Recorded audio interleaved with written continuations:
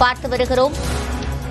மறைந்த முன்னாள் முதலமைச்சர் ஜெயலலிதாவும் பிரேமலதா விஜயகாந்தும் ஒன்றாக இருப்பது போன்ற புகைப்படத்தை அக்கட்சியின் பொருளாளர் எல்.கே. சுதீஷ் வெளியிட்டிருக்கிறார்.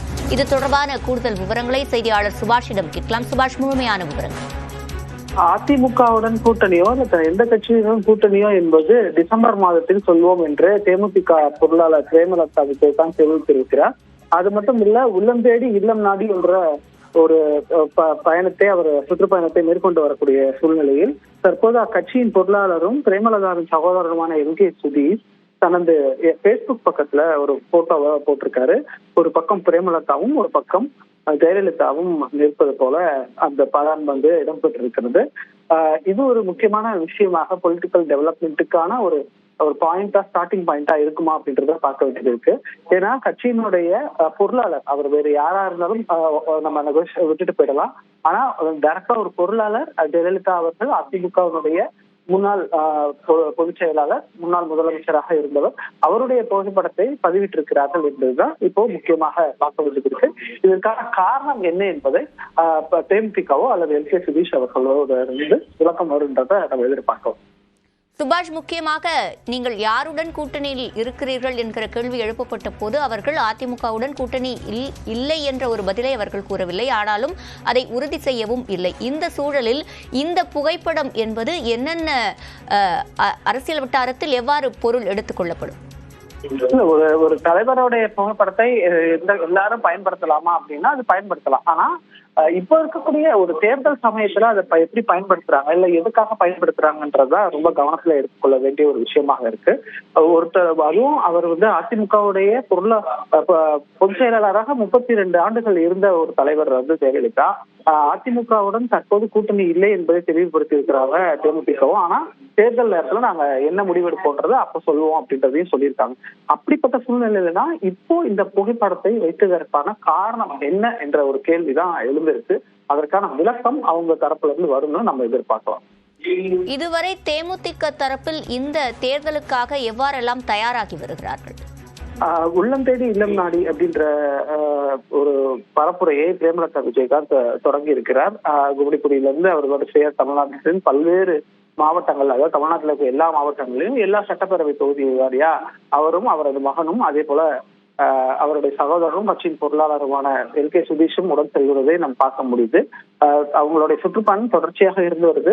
எல்லா இடத்துலயும் அவங்க பதிவு பண்ணிக்கிட்டே வர்றாங்க. அவங்களுடைய கட்சியோட நிலைப்பாடு என்ன, தேர்தலுக்கு தயாராகும் வகையில எப்படி இருக்கணும், கட்சியில இளைஞர்களுக்கு முக்கியத்துவம் கொடுக்கிறது, கட்சியை அடுத்த கட்ட வளர்ச்சிக்கு எடுத்து செல்வதற்கு தேர்தல் எவ்வளவு முக்கியன்றதெல்லாம் அவங்க தொடர்ச்சியா பதிவு செய்து வர்றாங்க. அப்படிப்பட்ட சூழ்நிலையில ஜெயலலிதாவின் புகைப்படத்தோட பிரேமலதா அவர்களின் படமும் இடம்பெற்றிருக்கிறது என்பதுதான் மிக முக்கியத்துவம் வாய்ந்ததாக பார்க்க. அதே போல சுபாஷ், தற்போது விஜயகாந்தின் மகன் விஜய பிரபாகரன் கடந்த நாடாளுமன்ற தேர்தலில் போட்டியிட்டார்.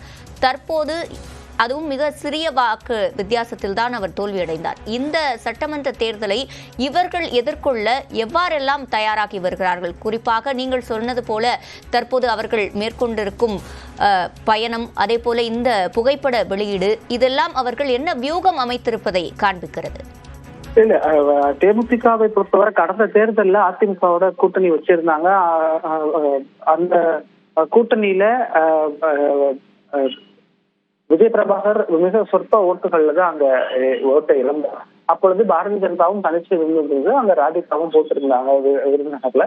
இப்படி பல்வேறு கட்டமாக அது கிளஸ்டரா உடஞ்சதுனாலதான் வெற்றி பெற முடியல நாடாளுமன்ற தேர்தல்ல அப்படின்றத சொல்லியிருந்தாங்க. ஆனா வரக்கூடிய தேர்தல் என்பது மிகவும் முக்கியம் வாய்ந்த தேர்தல். யார் முதலமைச்சர் என்பதை உறுதி செய்யக்கூடிய ஒரு தேர்தல். அதற்கான வியூகங்களை நாங்க வகுத்துட்டு இருக்கோம் அப்படின்றத அவங்க தெளிவா சொல்லியிருக்கிறாங்க.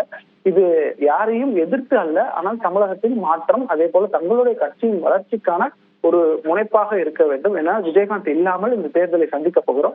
கடந்த தேர்தல் என்பது நாடாளுமன்றம், நாட்டுக்கான ஒரு தேர்தல். இது சட்டமன்ற தேர்தல், அதுவும் நம்ம மாநிலத்துக்கான தேர்தல் என்பதால் அதற்கான வியூகங்களை நாங்கள் வகுத்து வருகிறோம் என்பதை குறிப்பிட்டு தற்போது அவர்கள் பேசி வர்றாரு பிரேமலதாவும். மிக முக்கியமாக இந்த இடத்துல இன்னைக்கு அவங்க ஜெயலலிதாவுடைய புகைப்படத்தை பகிர்ந்திருக்கிறது ஒரு பேசுபொருளாக மாறி இருக்கிறது.